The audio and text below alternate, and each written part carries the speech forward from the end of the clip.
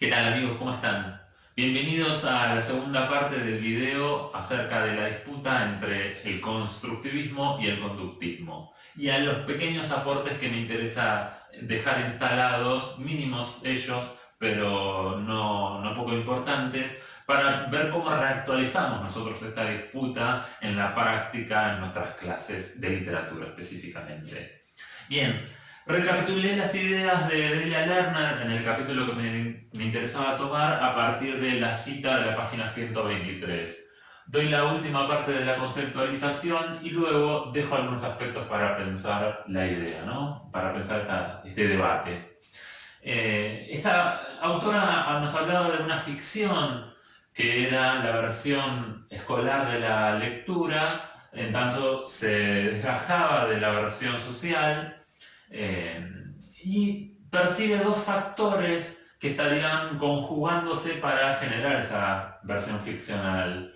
Uno de ellos sería la teoría conductista del aprendizaje, es decir, esta corriente que se ha instalado y que nos propone ciertas maneras, podríamos decir, bastante reducidas en algún punto, de vincularlos con el conocimiento, que no nos permite captar muchas veces la complejidad, podríamos decir.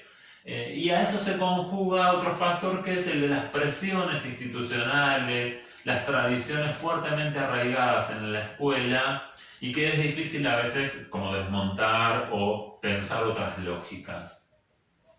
Entonces allí habría como un desafío. Si queremos que la versión escolar de la lectura no esté tan alejada de la versión social, tenemos un desafío ahí a pensar. Una nueva versión ficticia, también va a ser ficticia, de la lectura. Y digo también va a ser ficticia, recuperando los aportes de Delia Lerner, porque nunca va a ser la lectura fuera de la escuela. La escuela tiene sus propias demandas y allí viene esta idea que viene a continuación, ¿no?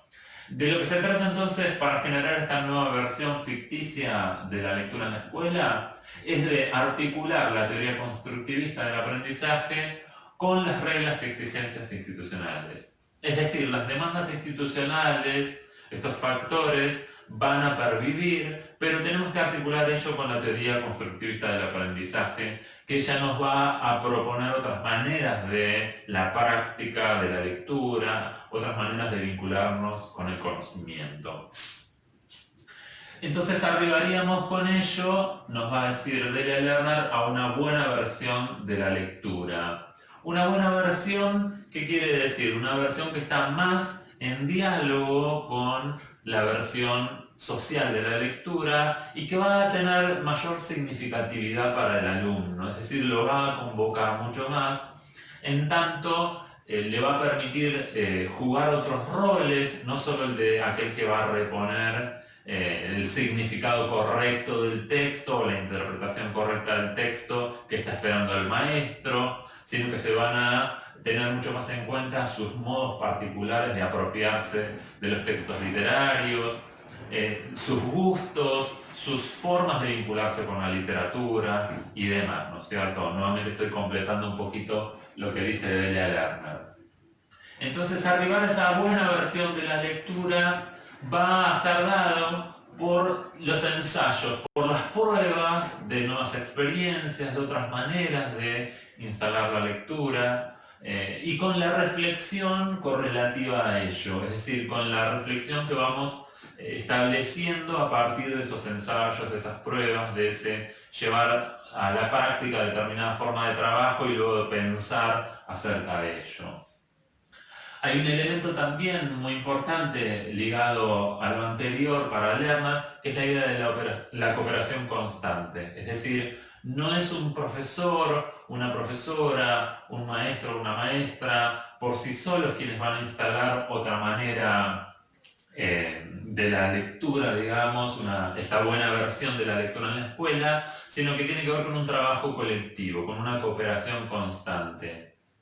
Entonces, en función de eso, nos comunica, luego de esta parte más analítica, más teórica, nos comunica y nos presenta proyectos de lectura colectivos que se desarrollan en distintas escuelas y que para el 2001, el momento en que se publica el libro, esta autora y otros especialistas están poniendo en juego en distintas instituciones proyectos de lectura, como decía, colectivos, que trabajan, por ejemplo, en la lectura de poemas en los grados más bajos, digamos, de la educación primaria, que tienen destinatarios ya no a esos mismos alumnos, sino lecturas de poemas para grabar un cassette que van a recibir, que van a escuchar los padres, otros actores sociales, otros alumnos de la institución, alumnos de otras instituciones. Entonces se va diversificando el auditorio, digamos, quien recibe esos textos. Entonces se van instalando nuevas modalidades de lectura, otros objetivos, se gestiona el tiempo de otra manera, etcétera, etcétera. Bien, hasta allí el planteo de Delia Lerner en la parte teórica y analítica. Me salteo la parte propositiva. Queda en ustedes leer esos proyectos que esta autora presenta. Y solamente quiero dejar dos cositas más para pensar esta cuestión. Podríamos decir que casi 2 décadas después del planteo de Delia Lerner, el constructivismo se ha instalado como otra corriente, como otra teoría del aprendizaje que interviene, digamos, en la enseñanza de la literatura y de otras áreas y de otros conocimientos, pero a su vez asistimos todavía a prácticas de enseñanza mecanizadas o con saberes, conceptos, conocimientos que no son tan ricos, ¿no es cierto? Entonces, a veces tenemos como cierta insatisfacción en nuestras prácticas, por más que intentamos ir por el lado constructivista en muchos casos, ¿no es cierto? Intentamos tener en cuenta otras maneras de gestionar el tiempo, intentamos poner al alumno no en el rol de alguien que va a reponer el saber o la interpretación correcta, sino que respetamos las múltiples apropiaciones o interpretaciones de los textos, etcétera, etcétera. Vamos por el lado constructivista y sin embargo, así todo, muchas veces sentimos que hay un inconformismo en nosotros porque no nos deja del todo contentos, digamos, cómo nos estamos apropiando de la literatura en nuestras clases o el conocimiento que estamos transmitiendo a nuestros alumnos, ¿no es cierto? Entonces ahí dejo algunas preguntas y algunas ideas para pensar. Puse conductismo versus constructivismo, es decir, ¿hay un verdadero enfrentamiento o se da como una especie de convivencia, podríamos decir? Bueno, no estoy inaugurando esta idea, ¿no? Muchos autores la señalan. Entonces podríamos decir que hay como una convivencia de estos dos grandes paradigmas y que incluso aparecen conviviendo en un mismo docente y hasta en una misma clase, podríamos decir. Entonces no hay un desbancar una teoría del aprendizaje por la otra, hay, podríamos decir, una especie de amalgama. Aparece el conductismo perviviendo con ciertas lógicas que nos invitan a trabajar de una manera más bien como mecanizada, no tanto con la complejidad, sino con un saber simple, ¿no es cierto?, que va de lo simple a lo complejo, y esta idea de gradualidad entendida solo en sus términos más bien nocivos, podríamos llamarle, con otros intentos que van más por el lado del constructivismo, pero con versiones a veces un tanto lavadas, si me permiten la expresión, del constructivismo, ciertas ideas que están escasas, digamos, de la intervención del docente o de un saber interesante, que van a esa idea constructivista o esa práctica constructivista a nutrirla un poco más. Entonces, invito a pensar en esta última idea de como una ecuación posible que podríamos hacer. Vamos por el lado del constructivismo, queremos trabajar un poco de esa manera con nuestros alumnos. Entonces ahí tendríamos como un elemento fuerte, ¿no? La teoría constructivista del aprendizaje. Entonces se va a ir instalando con estas lógicas a las que nos invita Delia Lerner, ¿no? Pero a eso le sumamos otros aspectos que Delia Lerner no está abordando, al menos en este capítulo, ¿no es cierto? Ella tiene una obra muy prolífica, pero quiero destacar esta cuestión, ¿no? Un saber específico nutrido, profundo, extenso, rico, va a ser otro elemento que va a conjugarse con esta teoría constructivista del aprendizaje y que nos va a permitir desarrollar prácticas cada vez más interesantes, que cada vez le van a dar mayor cabida a la complejidad, a la riqueza de los objetos que queremos estudiar, que queremos abordar con nuestros alumnos. Específicamente estamos pensando en cómo ingresan saberes, por ejemplo los literarios, en relación a lo que se produce en los campos y disciplinas de referencia de nuestras materias, de nuestras áreas curriculares, ¿no es cierto?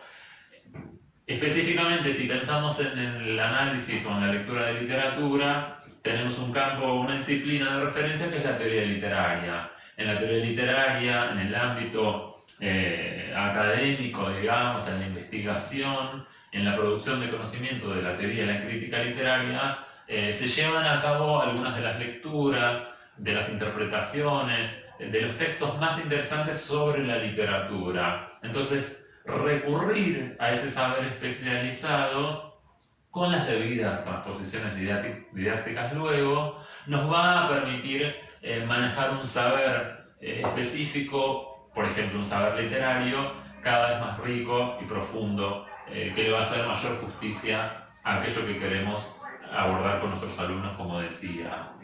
¿Qué le sumaría yo a eso? ¿Qué otro elemento, tercer elemento del combo? La mediación docente. Repensar la idea de la mediación docente. A veces el constructivismo se entiende en términos no intervencionistas, es decir, el docente tiene como la idea de la pedagogía de la espera, ¿no? La idea de que los alumnos ya van a construir. Bueno, no, tenemos que pensar nuestras prácticas en términos de intervenciones y de mediación constante, es decir, con acompañamiento de parte del docente que pone como en esos problemas cognitivos a los alumnos. Entonces la mediación docente es como el tercer gran factor, a mi modo de ver, que podríamos sumar en esta ecuación, entre comillas, al constructivismo y al saber específico. Entonces estamos pensando en una gama amplia de estrategias y formas de la intervención docente. ¿Qué quiere decir esto? Que tenemos que intervenir con una gama amplia, es decir, manejando muchas estrategias, muchos recursos del arte del docente. Entonces cuando leemos textos literarios, instalamos determinado tipo de preguntas, señalamos determinado tipo de cosas, cuando les damos consignas de escritura a nuestros alumnos, luego de las consignas intervenir cuando se comparten y socializan los textos. Entonces, la intervención docente, quisiera decir, la podemos empezar a entender como una especie de modelado del conocimiento. El docente es alguien que interviene para ir dando forma al conocimiento, retomando lo que dicen los alumnos, dándoles ese rol mucho más activo, mucho más de interacción entre sí y con el docente y con el texto y los conocimientos, pero el docente interviniendo como un especialista que también tiene herramientas para aportar y que va como modelando el conocimiento, ¿no es cierto? Bien, estas son simplemente algunas ideas. Lo que se refiere a la teoría literaria y su entrada, la entrada de los conocimientos de la teoría literaria en las clases de literatura va a estar desarrollado por mí en otros videos.